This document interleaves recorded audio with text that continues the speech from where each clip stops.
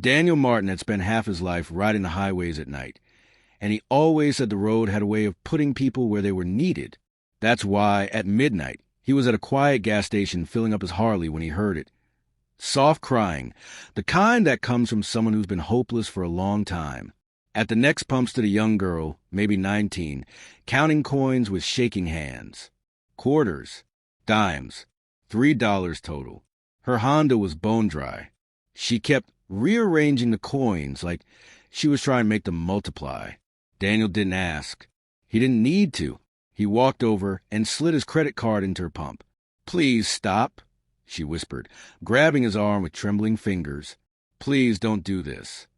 "It's already pumping, sweetheart," Daniel said gently. "Relax." She shook her head with terror in her eyes. "No, you don't understand. My boyfriend's inside getting cigarettes. If he sees this, if he sees you helping me, he'll think I asked you to. He'll think I did something wrong." Daniel's stomach twisted. "How much does he usually let you put in?" She looked down at her little pile of coins. "Just whatever this buys. Half a gallon. Enough to get home." "Where's home?" 40 miles from here." The pump kept running. $10. 20. 30. 40. It clicked off at 42. The tank was full.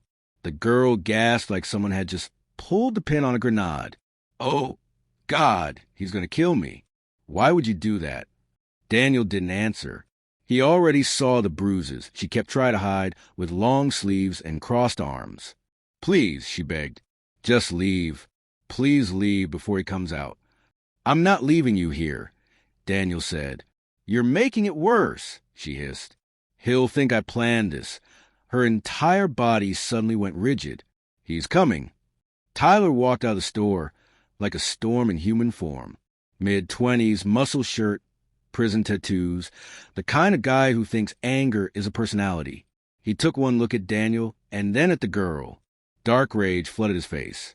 "What the hell is this?" He closed the distance in seconds. "I leave you for 5 minutes, and you're begging old men for gas money?" "I didn't ask him for anything, Tyler. He just—" Tyler grabbed her arm so hard she winced. Nobody fills a tank unless someone's asking. Her name fell out of his mouth like venom. "Brandy." Daniel stepped forward, calm but cold. "I filled her tank because someone needed help. She didn't ask."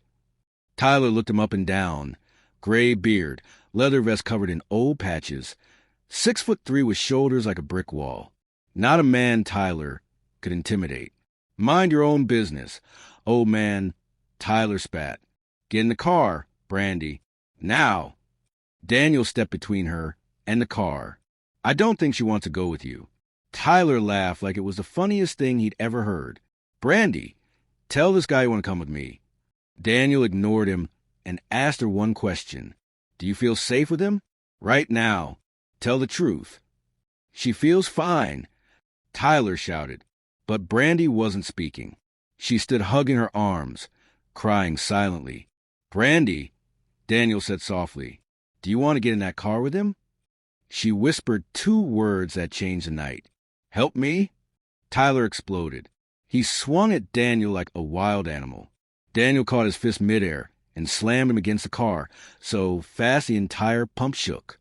"Let me go," Tyler shrieked. "Someone call the cops. This guy is attacking me." "Great idea," Daniel said. "Let's show them your girlfriend's bruises." Sirens. Someone had already called.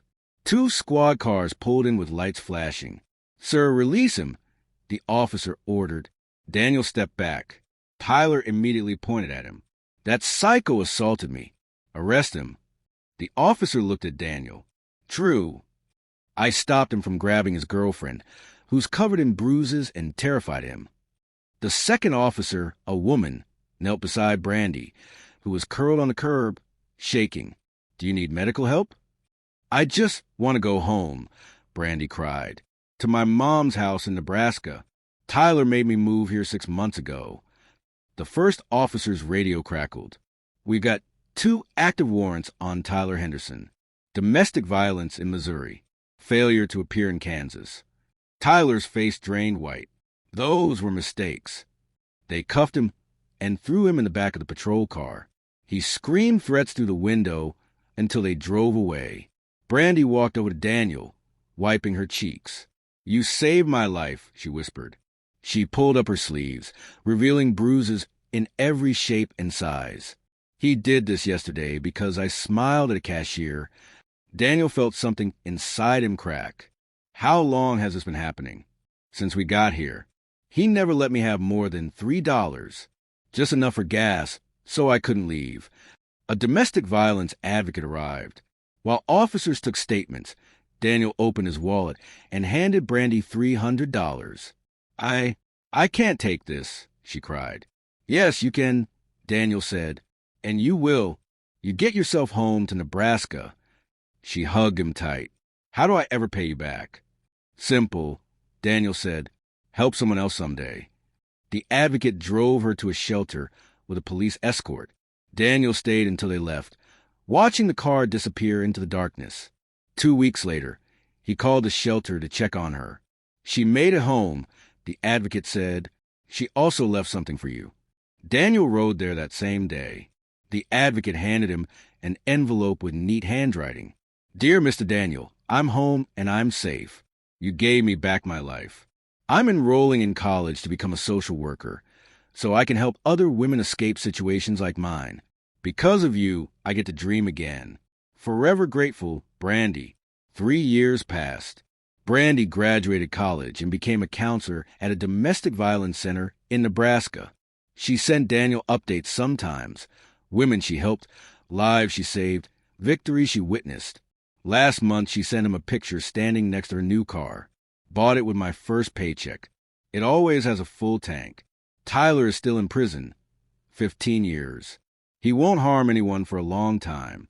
Daniel still carries Brandy's photo in his wallet, a reminder of why he always stops when someone looks scared or lost or alone.